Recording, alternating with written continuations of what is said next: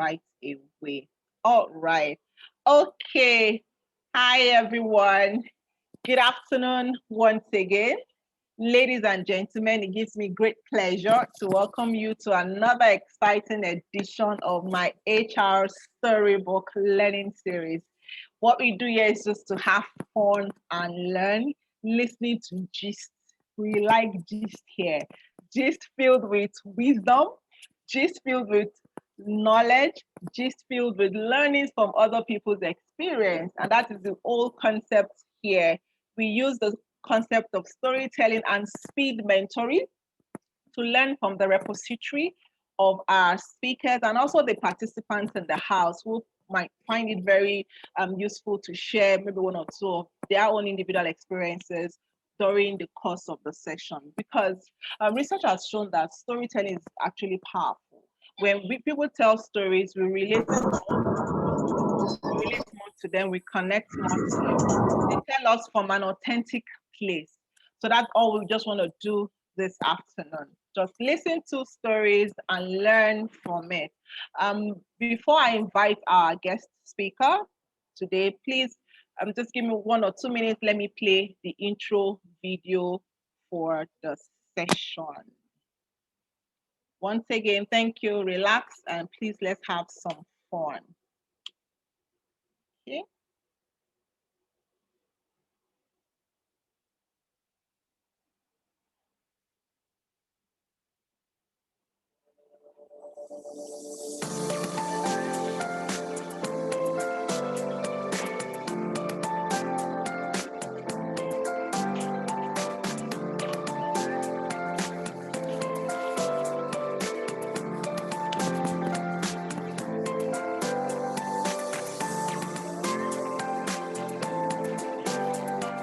Identity and your brand. So if Bolaji are giving you that target to be the top 5 person in the industry.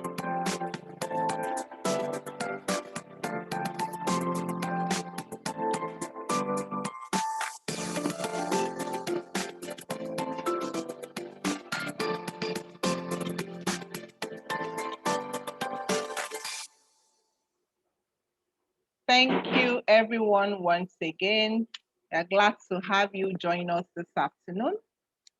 Thank you. Chinoye is in the house, Clarice, and everyone that has just joined us. I can't mention all your name. Please pardon me, but we are glad to have you join us. I'll just go right ahead and read the profile of our special guest speaker in the house this afternoon. I'm really excited. Kemi Ogunkoya is a renowned leadership development strategist, management consultant, and an author. For close to a decade, she has conducted and facilitated powerful, high impact leadership development workshops across Africa, North America, and Asia.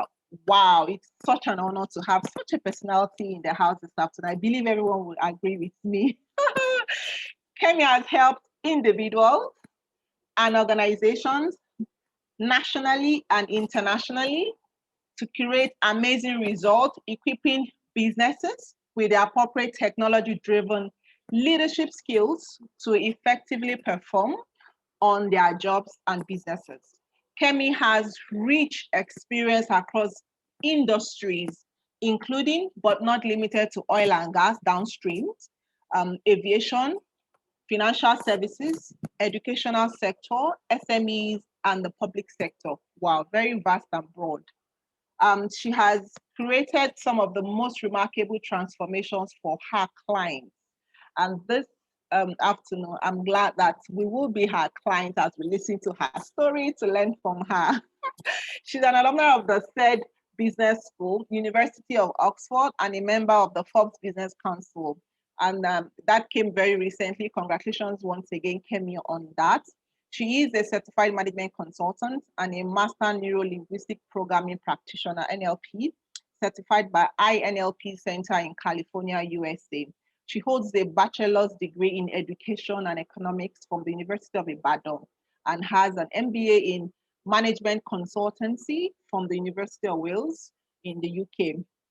Kemi prides herself in the ability to help corporate organizations enjoy seamless leadership transitions and executive onboarding to facilitate the efficiency, which invariably minimizes their cost and let them focus on growth. She is the originator of the dozen model for raising visionary leaders, a model that has been adopted by numerous corporate organizations and political structures for effective leadership development. Kemi has several Kemi has received several recognitions and awards, most recently recognized as a role model for the year 2020. Wow, kudos for that, Kemi. And a couple of other several awards. I mean, her profile is very, very heavy, as you can all hear me. I'll just try and jump and summarize. Kemi has been featured in multiple prints, including The Guardian, Business Day, The Nations, a couple of other media materials. Kemi is the founder of the Release Works, a leadership consultancy firm, and co-founder of Speakers HQ. She is the chairman board of trustees of the Power Woman Network. Yay, good. And the lead Africa Now initiative. She is the convener of the Business Edge Workshop, Leadership Guidance Summit, and the Aspire Conference. Kemi is the founder. She's the author of the Leadership Guidance, Gold Mastery Book, and Magical Pills. Wow, such a rich profile. And before I invite Kemi, I mean, I was sharing my thoughts with her. I got Kemi's book very recently.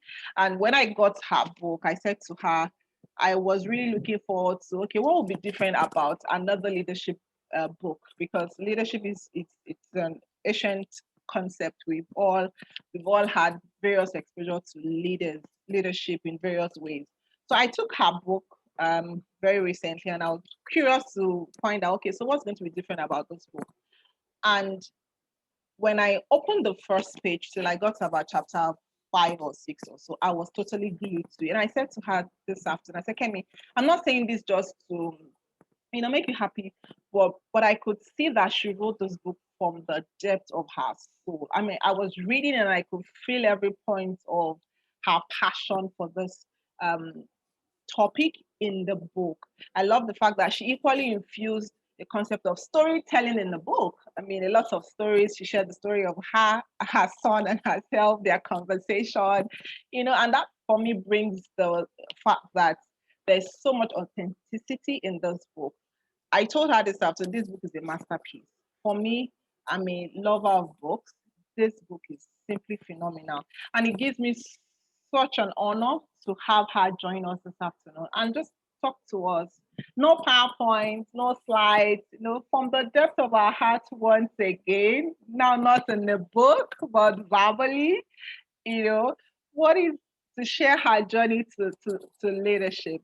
I remember as a young lady, my initial concept of leadership while growing up was, oh, you're either a firstborn, a first girl, or you're the class captain, or you hold one position or the other. That was my initial experience of leadership, until over the years, I started understanding the role of self-leadership and service leadership. Kemi, tell us, how did your journey to leadership all start? And why leadership? Why not something else? So over to you, girl. All right. Thank you very much, Lara. Thank you for having me. Such a great honor to be here. Like I said earlier, thank you very, very much. So a big hello to everyone who is joining in. We really do not take it for granted that you have decided to spend your afternoon with us. Thank you. Thank you very much. All right. So my journey to leadership is almost like the Israelite journey. Because I always say that I never had a long journey.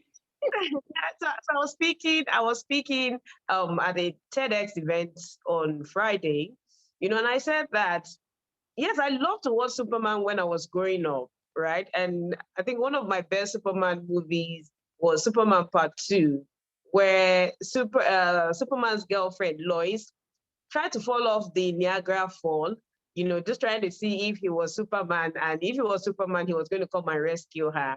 But then I really love Superman, but I'm like, you know what? He's doing his own thing. He's the one that is called to save the world, not me. So I'll just have my Tandy Korana and then be fine in my own space. But then I think growing up for me, I remember a couple of times my mom would ask me, so what do you want to be when you grow up? And each time I had a different answer. Sometimes I wanted to be a teacher, sometimes I wanted to be a banker. And at some point, I think she just stopped asking. She's like, oh, she doesn't know what she wants to do. So but then in my brother's case, he always knew he wanted to be a medical doctor. And of course, he's a medical doctor. So I think it's important to start on that premise to help people understand that, you know, you don't always have to have it all figured out. And because you didn't have it figured out at the beginning, doesn't mean that you would not be able to trace your path. So I say it's an Israelite journey because I've gone through a couple of turns here and there. You know, I've done banking, I've done core HR, you know, I've done almost everything. But then it pretty much has been about the fact that your passion, your desires always leave a cue, right? They always leave cues along the line. They're always breadcrumbs somewhere, somehow, that if you can pay attention, or when you get to that point of realization, or you get to that point of self-awareness, you know, you're able to start putting the pieces together one after the other. So I know that I've been someone that people would always come to for advice. I didn't know what it meant at that time. You know, I'm talking about the fact that way back then, married people would come to me for advice. And I'm like, I don't have boyfriends. So what do you guys want me to do? You know, but then people always did feel comfortable around my space. You know, and in as much as I didn't know what it was then, to me at that point, it felt like it was counseling, you know, and of course the concept of coaching wasn't even prominent then. So it was pretty much, okay, so let's try one thing, let's try the other thing. But I remember going to intern, you know, at a finishing school. It's called Poise Nigeria. Is still very much around with us. I spent a couple of months there. And for the very first time in my Israelite journey, I felt like I found something that I connected with. So Poise is a finishing school, and in the finishing school, they help executives, corporate leaders get to that point where they can brush up themselves, where they can step into their place of executive presence, where they can be more confident, you know, and quite a couple of skills that leaders need to be able to survive, you know, and actually thrive at work. So that was my first experience and encounter, you know, in the corporate setting, as it were, teaching, facilitating, and you know, at some point, I also got the opportunity to be able to start facilitating for teenagers, you know, right then. I was an intern, and you know, I think it's important to also note this, that in as much as I was an intern, I was given opportunity, right? Opportunity to explore, opportunity to, you know, draw from within. And it was at that point I knew, oh, interesting, you know, and I love this. But then that wasn't the end of the journey, right? So I got myself in the banking space. You know, and I did banking for a while. Went into HR, went into admin, and then at some point, you know, I realized that there were a lot of things based on my experience, you know, the organizations that I worked with, where I realized that, you know, a whole lot more had to be done in terms of helping businesses find that level of stability and structure. So that took me on the journey of management consultancy. You know, I started engaging, I started interacting, you know, I sort of started some form of mentorship. I went for my MBA in management consultancy, and you know, pretty much started my own consultancy firm as we went on the line. But then in the course of that, I realized that, you know, we were focusing on business consultancy. And in as much as we came up with great ideas, we came up with great interventions, a lot of times, most of these interventions hit the brick wall, you know, not because the interventions were not great in themselves, but then, you know, a lot of it depended on the willingness, you know, and ability of leaders within some of these organizations to adopt some of these principles or be willing to even change or, move a little bit, to accommodate some of these changes that they claim is they desire. And so I started the journey of, the factor or the element that brought all of this together. And it was leadership, really, that at the core of any form of intervention. And, it was leadership that brought it together. I realized that the quality and effectiveness of leadership within organizations is what will determine organizations that will thrive, those that will die, and, those that will survive. And it was at that point that I saw that if we can fix leadership, we can fix anything. And then looking at the different experiences across my experience in life, where leadership has been that key element, either you're looking at it from homes or whether you're looking at it, in the workplace or even in nations, that if we can fix leadership, we can fix anything. So that brought me to my journey of leadership, and we're right here. Wow, that was profound. If we can fix leadership, we can fix anything. Thank you so much. We have a comment from YF. Hello, YF. Thanks for joining us. Everything rises and falls on leadership. Yes, absolutely. So Kemi, this takes me to my next question. How do you get leadership buy-in? Because like you said, if we can fix leadership, we can fix the organization. So how do you fix leadership? Given the fact that leadership in some instances are people they own the business, and because they are in that position as the business owners, they might feel, okay, so I own this business. Who are you to tell me how to run my business? So how do you fix leadership? Have you had any experience? Yes. Have you had any experience? Yeah. So let's hear from you. Let's hear from you. I get to work with a lot of organizations, business leaders, and I've seen businesses that have gone underground, because of ego, because of lack of emotional awareness, because of poor leadership principles, basically. So I understand, that sometimes we are not able to get to that point where we can see some of these, costs, because they're not direct costs sometimes. But then when people get to that point where they're able to understand the concept of leadership, beyond the myth around leadership. So if you have grown in an environment like ours, you definitely have leadership all mixed up, because it's pretty much around intimidation, it's around manipulation, there's a lot of aggression, it's around control, it's around command, how, you have been raised in the family setting where it's about shut up. When I talk as your father, you don't talk. Who are you? Get up, go to bed. Question me. And then you get to the workplace, the CEO or your line manager is the alpha and omega. You dare not question the person, you dare not put in a suggestion. I've been to a particular office where I was supposed to meet the key person in the office. And, this person was not around, but then when the person got in, everybody rose on their feet, right? Everybody was like, I was shocked. But okay, so what do I do? Do I join them or what do I do? So if you find yourself in an environment like this, truly you pretty much have the wrong concepts of leadership.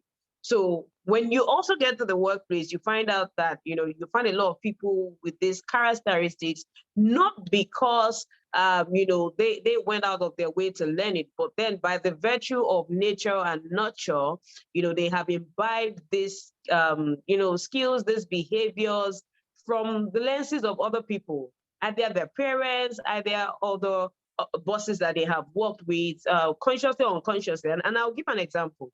So I remember being invited, to work in an organization. They needed some form of restructuring. And then when we got there, we realized that they had a great level of staff turnover. People were leaving as soon as they were coming in. And then they wanted us to just come and speak structure. And I'm like, no, hold on. We haven't even gotten to structure yet. Let's be calming down. And then we realized that one of the guys in the organization, had a very terrible temper. But then guess what? He used to work in a place where he resented his manager because of how he treated him. Okay. And then he started his own organization, and that became the lens of leadership that he had. So when we talk about leadership, it starts with self-leadership. The deficiencies we see in leadership starts from the place of self. So who are you as a leader? Have you been able to define the kind of leader that you want to be? So if I ask, for example, who is a picture that comes to mind when you talk about leadership? You know, people are quick to say, oh yeah, Mandela, oh, Barack Obama, oh yeah. You know, the names just keep coming. And then you ask, what are some of the characteristics that make this person really unique? And you hear things like, oh yeah, they're selfless, they're empathetic, oh, they have great charisma, they're able to communicate. You have all of those characteristics. And then I go on to ask, has there ever been a time where Mandela invited you to a meeting to tell you that, oh, you know what, I'm Nelson Mandela, I'm selfless, I'm empathetic. You know, there was never a time, but then you were able to pick these cues based on his expression of leadership. So as a leader, it's important that you're also able to ask yourself questions that who do you want to be? But then you cannot change what you don't know, you know, is deficient. Okay. So it starts with you on the journey of self-awareness as a leader. Who do you want to be? Because it has always been this way, doesn't mean that's the way it has to always be. Because your parents have raised you, for example, you know, shouting does not mean you have to be that. You have to get to that point where, as a leader, you are intentional about, you know, being your best self, where you're intentional about putting your best foot forward, where you're able to sit, you're able to reflect, you're able to become objective. But if all of these don't happen, a lot of people would just keep working in the place of ignorance, because you cannot become better at what you do unless you become better at who you are. So yes, you want to be a great leader at work, but then who are you on the inside? Who are you when you interact with people? I always say that when there's a great level of disparity between who you are as a leader at work and then who you are as a leader at home, there's something wrong somewhere, you know. So who are you? Find there are different expressions, but then if your values are at the core of who you are, then there will be some level of consistency. So who are you as a leader? Nobody is coming to take over your organization. You know, you are the alpha and omega, we hear you. But then who do you want to be? Because when you are not showing up to be a great leader, an effective leader, you are hurting your organization. You know, I say there are a lot of costs that we're aware of and then we're not aware of because we are not leading people right. When we're able to lead right, we will get more from people. When we're able to lead right, our organizations will thrive a whole lot more. We would have healthier, you know, organizations, businesses, will have happier homes, and then we'll have prosperous nations. All of these are intertwined and interwoven somehow. Absolutely. Thank you so much, Kemi, for that. We have a couple of comments. Folake states, be intentional about being your best self. Yes, I guess she was just quoting what you said. Temitope Aloba equally wrote, you cannot be better at what you do except you become better at who you are. Thank you so much. So I'd like to ask you this question, Kemi. What has been the greatest challenge that you faced being a leadership consultant? Well, one of the great challenges is people thinking they know everything you want to come and offer, you know, and they're coming from that place of a full call, right? Where we know what we want, right? We know what we just need you to help us with. And then when you get on board, you know, they start to realize that, oh, you know, we are actually dealing with other, and we're dealing with deeper issues aside from this. It's important that individuals, wherever we are, wherever we find ourselves, we are able to see ourselves from that place of a beginner's mind, you know, and that gives us room to be able to learn, that gives us room to be able to accept and receive, that gives us room to be able to challenge some of our own beliefs, some of our own thoughts and ideals that are not serving us or are not helping us achieve the results that we want. So I say that a lot of one of the key challenges, you know, is in that area. But then when you look at it in the environment in which we have found ourselves, a lot of people want to come from the place of surviving, and when you're coming from the place of bare survival, there's so much you want to really aspire or strive for. So I say that a lot of what we deal with, one of the greatest challenges is from the mindset of leaders. But then I think a lot of that also stems from the concept that a lot of people have around leadership, which is why it's important that we're able to first demystify the concept of leadership, right? For me, demystifying the concept of leadership begins with us as leaders knowing that leadership is not about a position. I've seen leaders with titles who cannot lead, and I've seen people who necessarily do not have the titles, who are great leaders, who are able to influence people in a way, that even those with the greatest titles and positions have not been able to do. So leadership, I say, is beyond, it's beyond a position, it's beyond a condition, it's beyond a situation. Rather, it is a choice that we get to make. It's also important that as leaders, we know that we can all lead. So I hear when people say, oh yeah, if everybody's a leader, so who is going to be the follower? We're not all leading across the same spectrum. So yes, you may not be the manager at work, but then you're leading at home. Okay, you're leading at home. You're a parent, you're a sibling, you're a daughter, you're a son, right? You're a citizen within the organization or within the country, and there's certain level of responsibility and duty that is required from you. So there's that. There's also the fact that because of the place of nature and nurture, a lot of people disqualify themselves from leadership. And another thing I'd love to demystify is the phenomenon of leadership as a shapeless phenomenon. So I have a bottle of water here, and if I empty the contents from this bottle and put it in a cup, the water or the liquid will take the shape of that cup.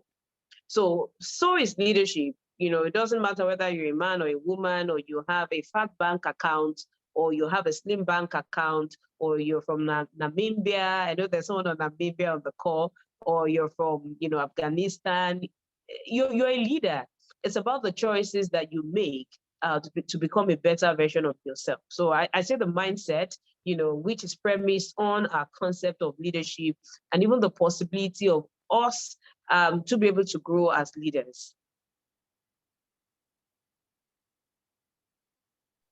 Thank you so much, Kemi. And you were spot on. I mean, I was reading your book, and I read where you spoke about the concept of the amoeba, leadership taking the shape of whatever form that we give to it.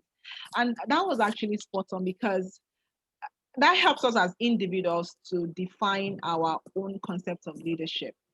For someone, it can be taking ownership at a particular activity to lead. For another person, it can be being supportive, in that area. So it just basically depends on how do you define leadership in your own way. And I would also like to state here that people need to get a copy of your book. I mean, very powerful book, like I'd mentioned earlier. You had a whole chapter dedicated to demystifying the concept of leadership with very well detailed explanation in that area. So I encourage everyone to try and get Kemi's book after today's event. We have a couple of questions already. We have one question here from Shayo. Shayo is asking, how do you address an HR manager charged to drive leadership within the organization, but lacks leadership skills? One who is simply unaware of the concept of leadership. You want to take that first? All right. Sure. Okay. So if you have been put in a position where you have to deal with one person, you need to learn how to lead others. But then leadership even starts with you leading yourself. And if you cannot lead yourself, then you will struggle to lead other people. So it's important that the HR managers, because I've also been in the, HR space before.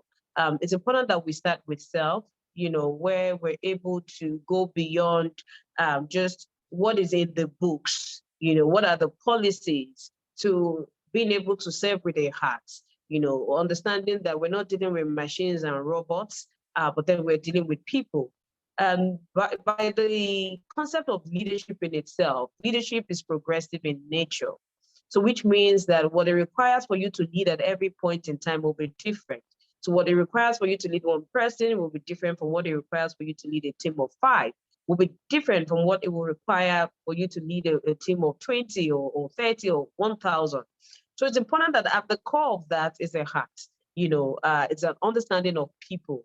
You need to be able to develop the right competence for your leadership role. What does it require of you? Who are you dealing with? Are you dealing with animals? If you're dealing with people, then you will understand that the way to get the best out of people is to be able to connect with them from the place of their emotions.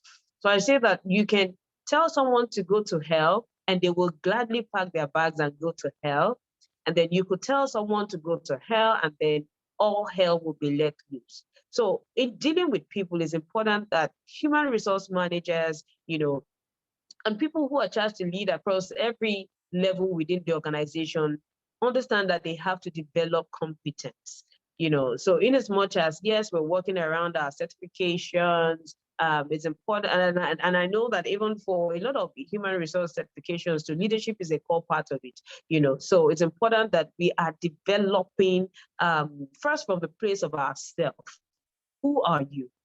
Right? If all that matters to you is policy and everything, then you will not be able to get the best of people.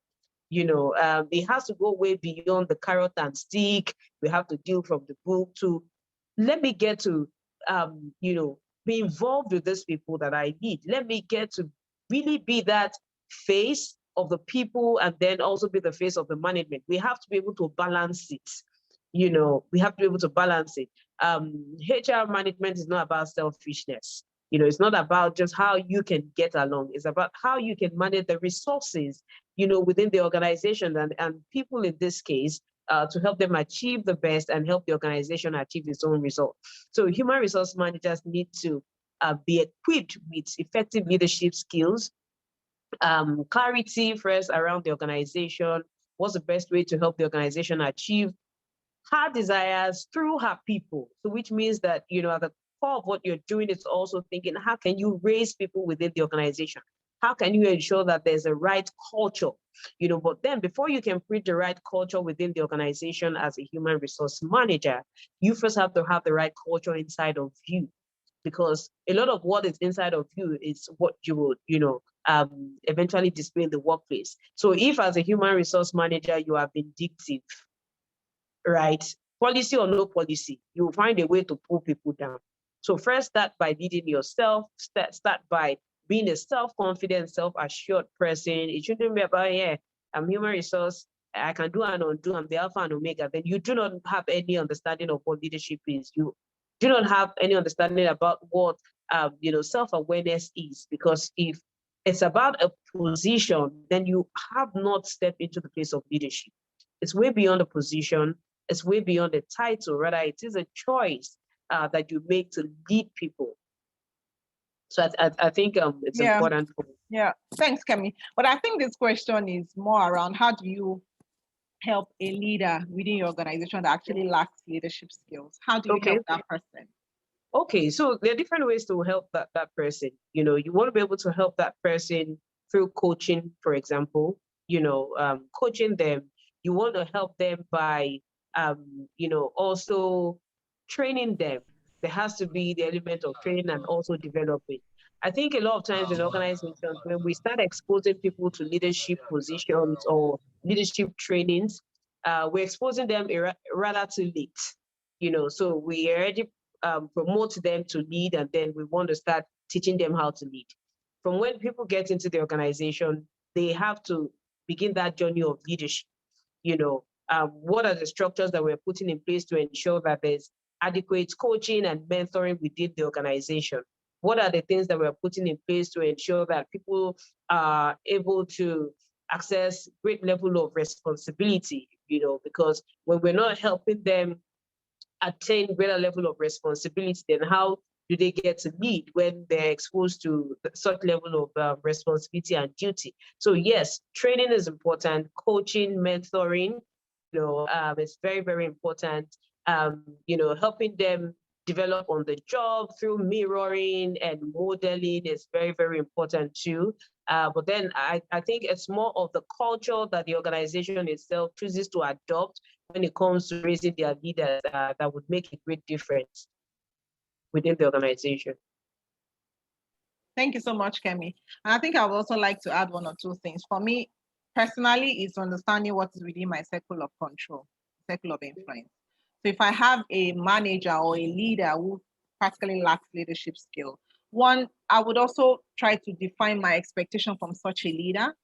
If you're leading me and there are issues around your attitude, the way you talk, you don't respect people, one, I would try and manage my own personal expectations of you so that I do not get, mentally drained, having to work and deal with you. And another thing that I would also recommend is if you can get books in the area that they need to develop skills and competencies for them as a gift, right? So if you can get books on leadership, I think this Kemi's book is what I would recommend, right? Child, buy this book for your Oga at work. This is one great book that would help demystify, all the thinking around, all the misconception around what leadership is. So that would be a good way to go about it. I just thought to add that to what Kemi I mentioned. Thank you. So I have another question from Ada here. In your leadership journey, what experience or moment has been your greatest test? Your greatest test of leadership in your journey? I mean, look at the smile on your face. I can just imagine. Thank you, Ada, for that question. We want to hear it real. Please talk to us, Kemi. Let's hear it. All right. So it's a journey, right? And also the journey, there are thorns, as well as roses. But one of those key moments for me was, having to work in a leadership position with someone who really did not have an understanding of the concept of leadership, especially around women, who felt that that women were not born to lead, and with each engagement on every task, you will be reminded that, are you sure you can do it? Because all you these women and your wala, and having to lead and work with such an individual over a period of about 4 years, was quite traumatic. And in as much as it was traumatic, it was also a defining moment for me, because some of the things I learned were resilience, and this was thinking back, you know how you're in the middle of something and you're like, this thing doesn't make sense. It doesn't make sense, but then I realized that sometimes in our deepest moments, we have our deepest lessons if we're paying attention. What I learned was how to understand myself. I learned self-awareness because through that and through that experience, I did not lose myself, so it wasn't so much about the other person. And, drawing to what Lara said about knowing what's within your circle of control and what's within your circle of influence, I realized that, this individual did not define who I was. I was there for a period, I knew what I could take. I knew what my breaking point was. But then I realized that a lot of the things that, I became was through that experience of testing my own limits and saying and redefining who I was all through that period. I knew, okay, this is what I have to deal with now. What are my options, right? What are my options? And what is the line that cannot be crossed? So through that experience, it was really challenging because you're trying to lead other people, and then you have to, you have to report to someone who doesn't think so much of you, even at that point. But then, like I said, it was a defining moment for me because I learned resilience. I learned a part of me that I never knew existed. And, one of my great strengths today is resilience. I say in as much as I have a mindset of sprint, I also have a mindset of marathon. So which means that you can hardly wear me out, on this journey. You can hardly wear me out because I've taken it, I've absorbed it, right? And I've fought it such that I stand. And when I stand strong. So through it all, we need to understand that life is not a bed of roses, and particularly in today's world where it seems like, yes, we're hearing a lot about resilience, but a lot of us are not resilient anymore because we're trying to think of how to jump out of the situation, the moment it happens. So for me, that was a defining, I've had a lot, but this one really shook me, right? It went to restrict my airflow at that time, but then it was one of the greatest lessons that I ever had. I was stretched, I did things that I couldn't even say I did, because I walk like a lion, but then it was a defining moment for me. And I look back at that experience, in as much as it didn't look like a great experience, it was a gift for me to learn how to lead across, to lead and manage, vertically, horizontally, and in whatever dimension that I have to operate in.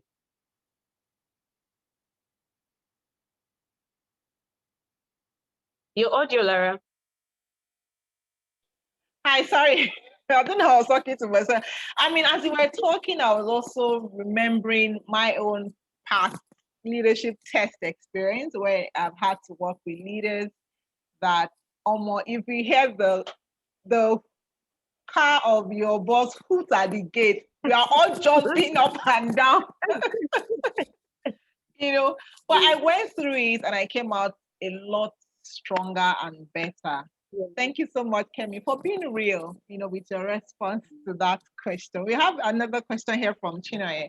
What advice would you give someone who has just been entrusted with leadership role that they aren't prepared for? The boss exited the company just after the second in line was fired. Being the third in line, they quickly told her to step in. What advice will you have for such a person? All right. So I think I always say this: dig your well before you're thirsty, right? And sometimes these opportunities will come that you haven't really prepared for, But then it's important that when they come, you understand that it's room for growth, right? You shouldn't be that this opportunity that has come your way now, then you're like, they didn't train me, so what will I now do, and everything. No. So now you have that, because if someone did not think it was possible, right, they wouldn't have put you in that position. So it has to start from you seeing yourself in a different light, and then understanding what you have to do to develop competence for that role. So the organization, I say that a lot of organizations promote people to fail, because sometimes the best person to fit that position, if you haven't developed them, it's not that person from within.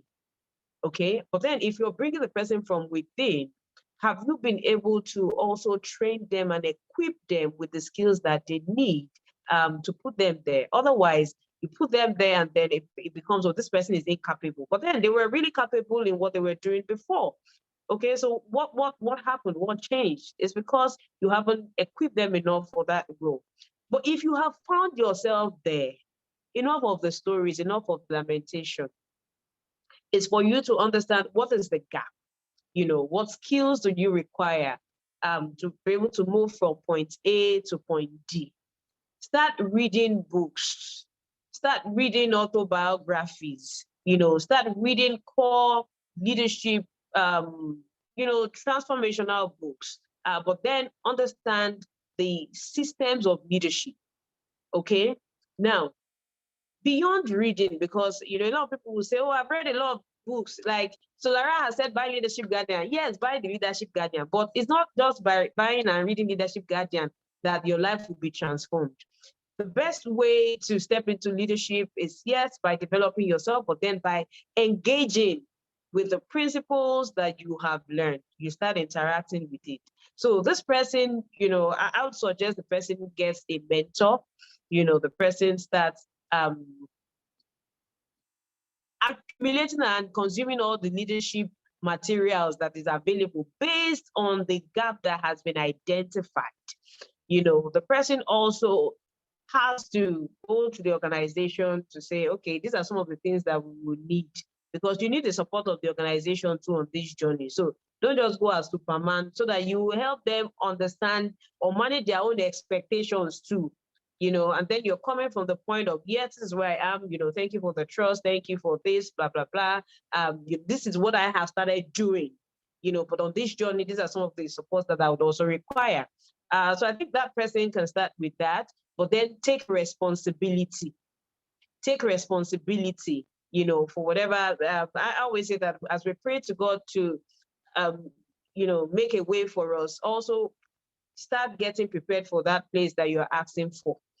So so I think those are some of the things that person can start with on that journey. Awesome. Thank you so much. I think just to also add to the great feedback that you gave in response to that question, is the need for the person to understand that in your place of stretch, you develop capacity even for more beyond what you think you can handle. So I think when it comes to change, there's usually the withdrawal that starts with change and the fear of, okay, am I good enough for this position? But now that you found yourself in that role, just know that you can do it. And I remember a couple of years back, so I had to step into a leadership role. Or mine was even a bit more technical because the role was highly specialized, and I was a generalist, and I had to take on a specialist role, payroll management, compensation and benefits, and I didn't have a lot of experience in that area. What I did was I had to quickly upskill. So like Kemi rightly said, identify what the gaps are, and as quickly as possible, try and upskill, get a mentor, like she mentioned, and have a developmental plan for yourself. Maybe a 30-day, 60-day, 90-day developmental plan, and walk yourself through. From our place of stretch, we develop capacity for more. True. I wanted to add that. Thank you, Kemi. Thank you. So I have another question from Razak. What would you advise the HR manager under the leadership of a weak general manager and unfocused board of directors? As in this person, this person. So it's not just one weak GMO. Even the board of directors, they are unfocused. Please help HR. What do we do? Unfocused board of directors who fail to allow equitable managerial discretion, not giving free hand to operate the organization without their incessant interruptions in decision making by the general manager. I think this question is apt in terms of what you had mentioned was around the place of leadership and how organization have to understand the importance of leadership. So this person is asking from a place of, okay, I'm in this environment now, and this is my challenge. What do I do? Wow. So that's a very, very serious one, right? But then it's important that as we're on this journey, we understand the things within our circle of control. We understand our circle of influence. There are some things that are not within your circle of control, right? And that is how other people choose to lead. So you can work from your own place where you can see how you can influence. I remember in a particular organization where, this particular business had about four directors, who were the founding leaders of the organization, and almost little leadership capacity. They didn't even have HR. People were just coming in and strolling out. There was no structure, pretty much. And one of them realized that there was a need for change. Other people were not on the same page. But then when they started seeing that they were losing money, and I said they were really losing money.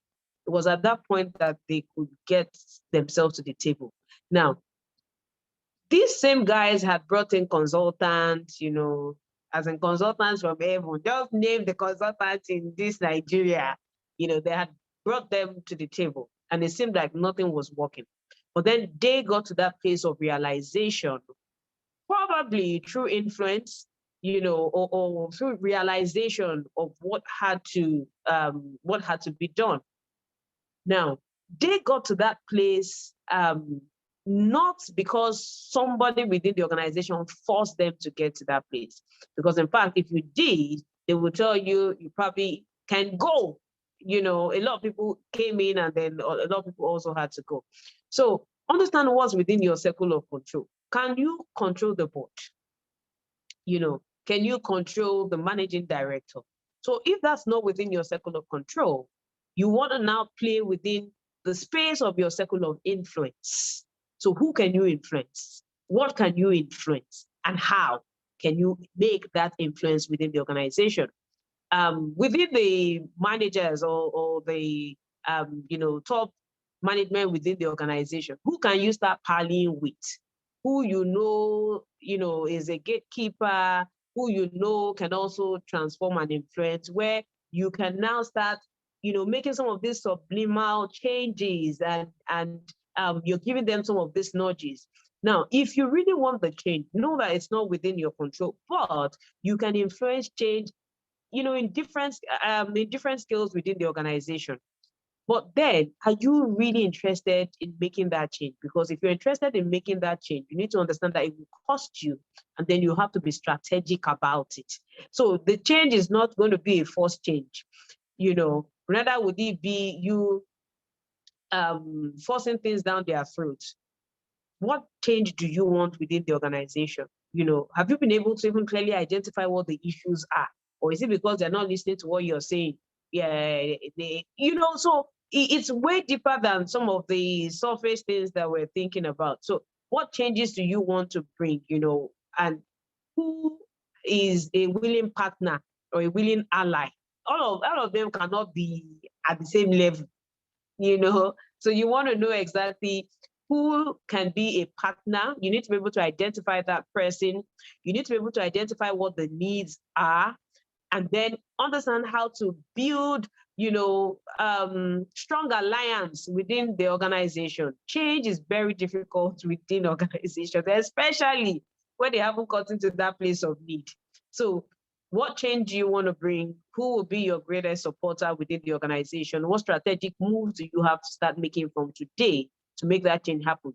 However, note that you also have to manage your expectations, as you embark on this journey, so that you're not disappointed and, just get easily discouraged on the way. Thank you so much, Kemi, for that. I have one question from Louise here. If you have a toxic leader leading you, is it proper to walk away when you're not ready for changes that will redefine their mindset leading people, the eyes leaders? I think this is quite similar to the response you just gave. Yeah. So yes, it's quite similar. There are a couple of things, but then it's important that when we say a toxic leader, I think we also have responsibility to our leaders too. The leaders who are going through a lot, probably personally, and because they are leaders does not mean that they are perfect. A lot of times we expect perfection from our leaders, in fact, they cannot make a mistake, they must be this and that. And in as much as we hold them in that high regard, it's also important that, we're also able to meet them at their pain points and see how we can also help them. So a toxic leader, for example, may be a product of their own experiences. I spoke about the place of nature and nurture earlier, where sometimes even that attention or care that you're looking for, that empathy, even they need the empathy first. You know how people are into relationships. Let me use an example of a spouse, a marriage where it just seems like one person was unleashed from hell, right? And it takes one other person with compassion to understand where is this person coming from? Why does this person act the way they do?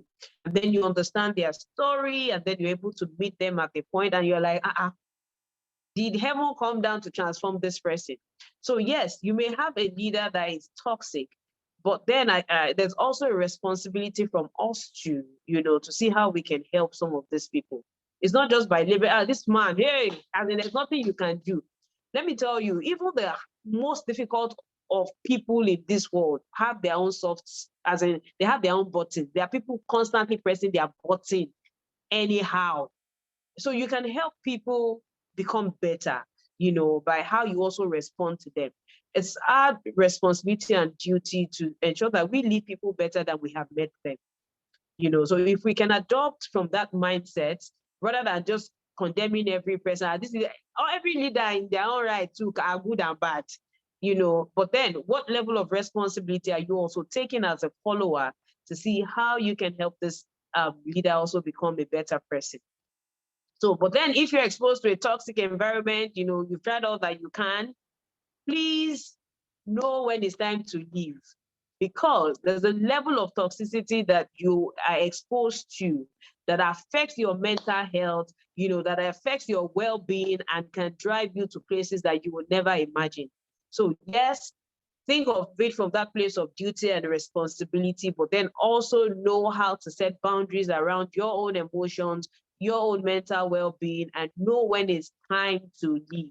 So somebody who comes, you are mad, you are all stupid, you don't have sense, at some point you will stop having sense. If you leave yourself, exposed to such a person, you don't have stoppers inside of you to say, you know what, yes, this person has said this. Take some moment to debrief. The person is saying, you just keep absorbing it. Yes, you're still, all of you don't, at some point, you don't even know when you start crossing the line and start acting the same way that person is acting, or start leaving out some of the negative things this person has said to you. So know when to draw the line, but first see how you can be of help. That person who is acting like that, it can be a call for help. It's, there's nobody that wakes up in the morning and just, today, I'm going to frustrate everybody in my workplace. They're not crazy, trust me. So let's come from that place of compassion too. A leader who doesn't know how to manage their emotions, for example, who has had a bad day in the morning before coming to work, but then doesn't understand that they have controls over, or they have control over their emotions, will not be able to control it because they're not equipped with the tool to control it. But then if you're coming from that place of higher level of awareness, you can help them understand how to gradually build those things, and it's just responsibility on the part of everyone, basically. Wow.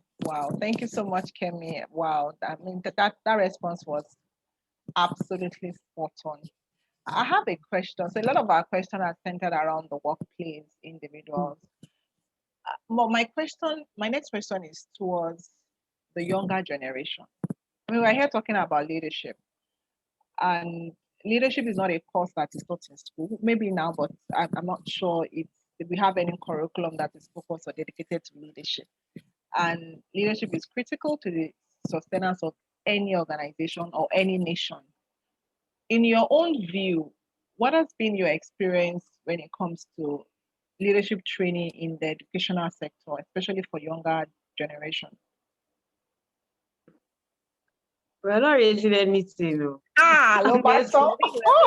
We have left people to themselves, and that's why I think it's important that our entire curriculum has to be reviewed. And this time, I'm not just talking about review where we're setting up committee after committee after, I think it's important that we actually get to sit down to start thinking of, the future. One of the inspiration behind the book Leadership Guardian, and if you have read through the first few chapters, you realize that there's a lot of pain in my heart, really, especially for the future generation and the future of humanity in itself, where it seems like we're living for today and we're not thinking of the repercussion of some of our actions for the future generation.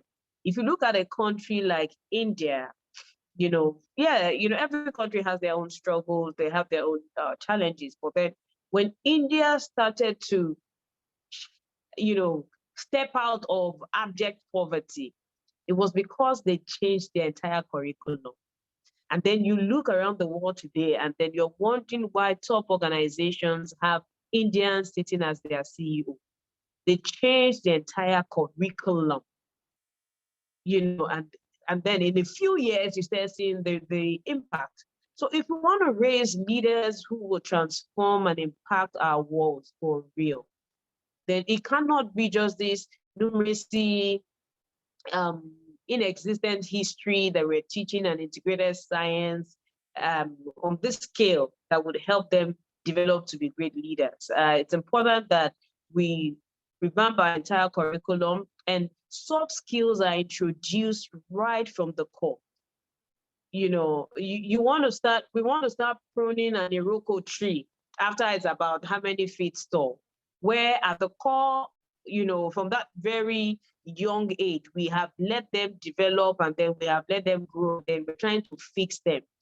The whole idea should be that we're empowering our youth, or we're empowering our kids in such a way that when they grow up, they don't have to, we don't have to start fixing a deficient childhood.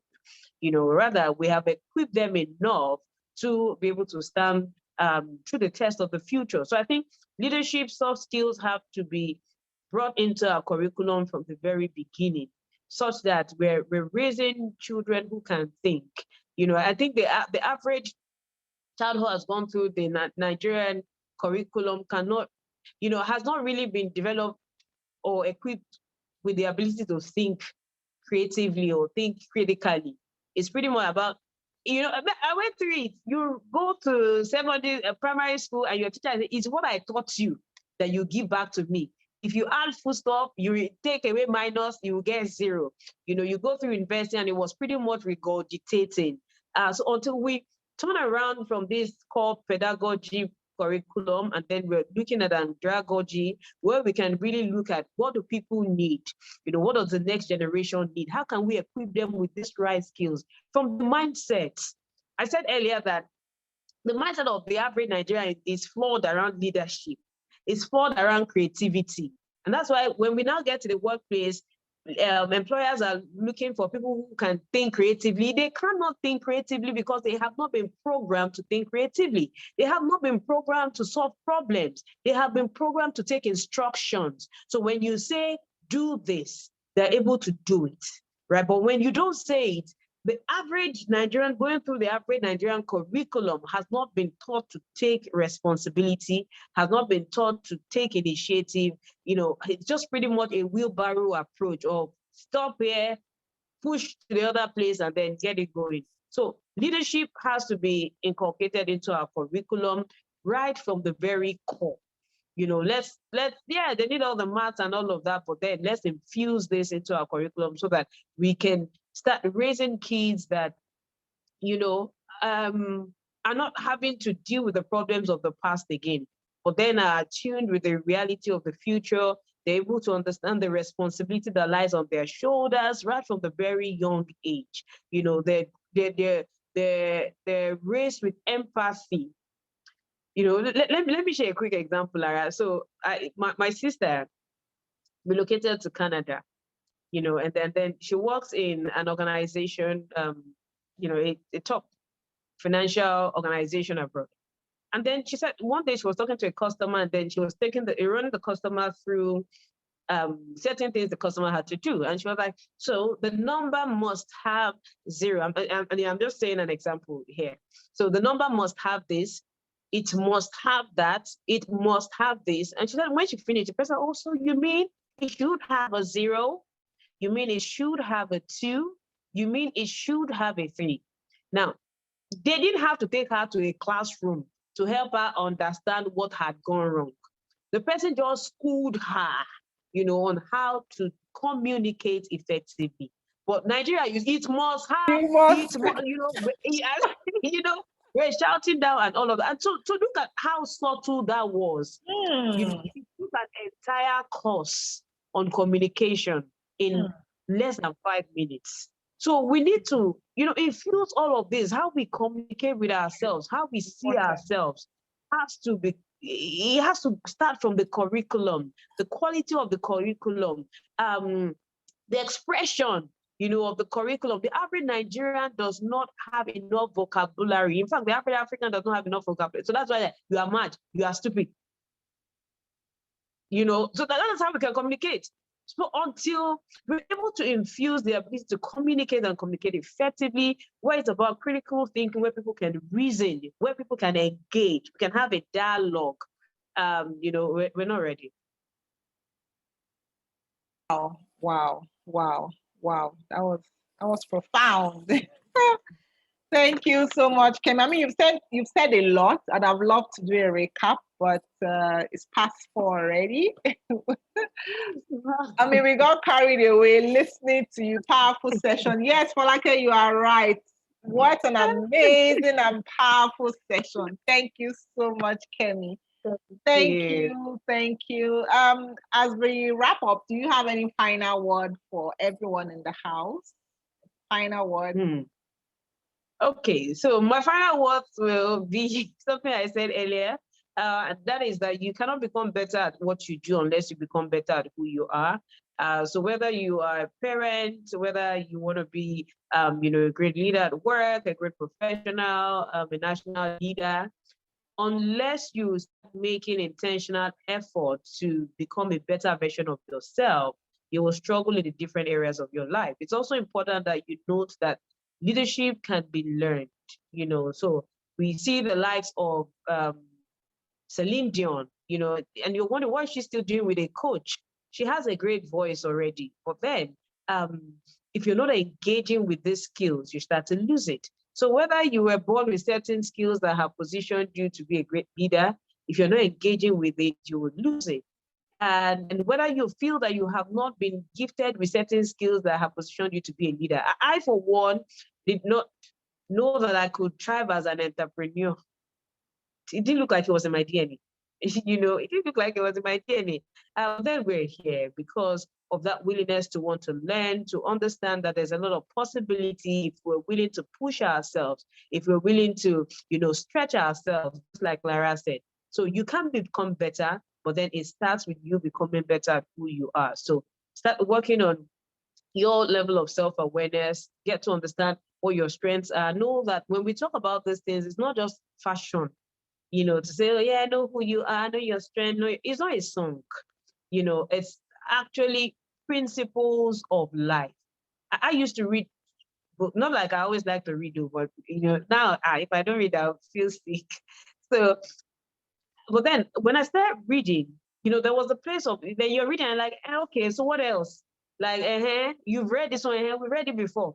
But when you are reading and you're not engaging with what you have read, you are just having a soiree. Okay? So turn your insights into actions, become better. Know that it is a choice that you make. It's not a position that makes you a better leader, a better person. It's not your situation or condition. Rather, it is a choice that you make to become better every day, and better you will.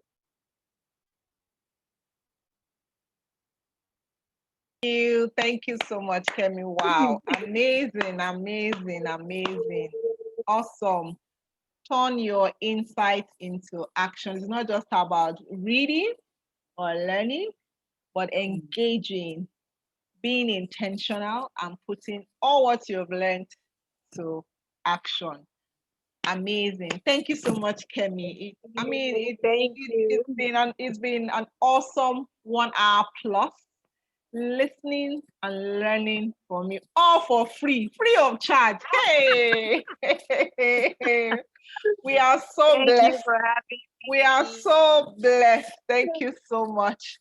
On behalf of everyone, I don't know if there's anyone in the house that might want to go off mute now and just give the vote of thanks on behalf of every one of us this evening. Anyone from the house? Any of Hello, good afternoon, everyone. My name is Folake Ogunleye, and I'm so excited. Yes. I'm super excited. Thank you, Kemi Ogunkoya. You have been so wonderful. Thank you for all your expressions of love about this particular topic, leadership. Like YF said, everything starts and ends on the lap of the leader. Thank you so much. Lara, you are doing wonderfully well. Thank you. I can't even afford to miss this session. It's on a permanent, what is it called, on my Sunday. Thank you so much. I've learned a lot, and I'm very sure everyone on this platform this afternoon have also learned so much. We'll go back and put all we have learned today into action. Like you said, we must power all our insights with action. Thank you so much. God bless you. God bless you, Lara. Thank you. You're doing wonderfully well. Thank you. I'm humble. Thank you, for Folake. Thank you. God bless you too. Thank you. So, Kemi, how do we get your book? Okay, so my book is available. I'm so loving my own book. Hey, this book. Let me hug my copy too. I'm loving it. How do we get your book? Powerful book. Amazing. Please. Yeah, thank you. Thank you so much. Thank you. How do we get it? How do we get it? So it's available on www.theleadershipguardian.com. www.leadershipguardian.com. It's available worldwide on Amazon, Barnes and Nobles. It's also available at Rovings Heights Bookshop in Nigeria, in Lagos, and then in Abuja. But then if you're on the website, theleadershipguardian.com, you'll find the book. Awesome.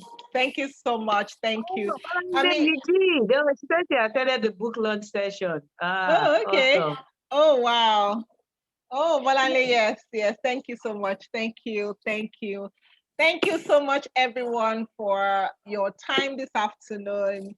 As you can see on the screen, you can also get a copy of my HR storybook that has also chronicled the stories of 56 HR leaders, where we can also learn various principles on leadership as well. On that note, thank you everyone for being part of this amazing session, and thank you so much, Kemi. I mean, you've said it all. You were very real, very authentic, and very open, and we would deeply appreciate you for that. Thank you.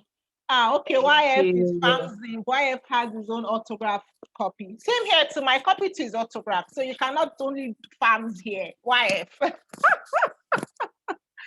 Thank you, everyone. God bless you and have a great week ahead. Thank you.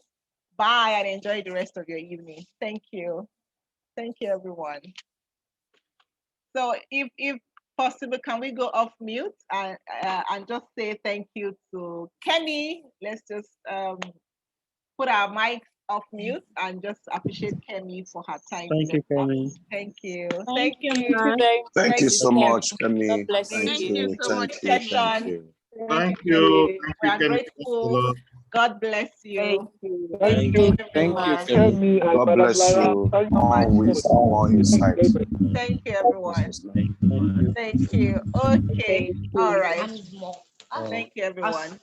Thank you. And on that note, we've come to the next session. Thank you, everyone, and enjoy the rest of your evening. Bye.